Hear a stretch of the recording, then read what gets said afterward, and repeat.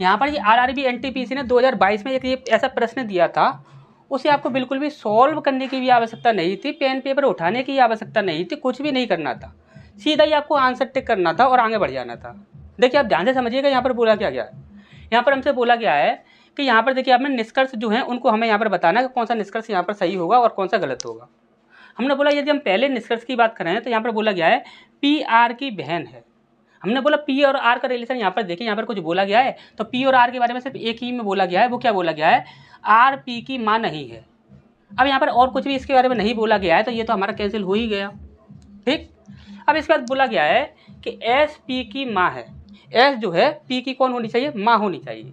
हमने बोला कि एस के बारे में रिलेशन देखिए तो यहाँ पर बोला गया है एस पी की माँ है, ये हमसे यहाँ पर पूछा गया था। तो यहाँ पर देखिए पी एस की बेटी है और यहाँ पर बोला गया है एस की 3 बेटियाँ हैं।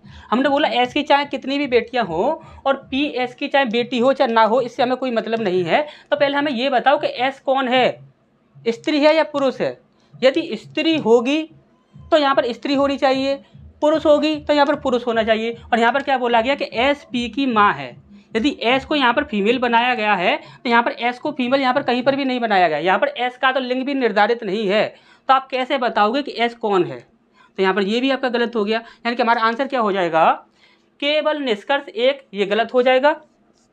कोई भी निष्कर्ष अनुसरण नहीं करता, यही हमारा सही आंसर हो जाएगा। बाकी के सारे क्या हो जाएंगे, गलत हो जाएंगे। आपको सिर्फ कुछ ही बातों पर याद रखना है और इतना ज़्यादा घूमना नहीं है। यदि आप ज़्यादा घूमोगे, यहाँ पर डायग्राम बनाते फिरोगे तो वहाँ पर आपको दिक्कत होगी। आपको डायग्राम नहीं बनाना है, सीधा ही आंसर को सीधा ही शॉर्टकट में ही निपटाना है। ठीक, अच्छे समझ आया होगा। नेक्स्ट क्वेश्चन की ओर बढ़ते हैं।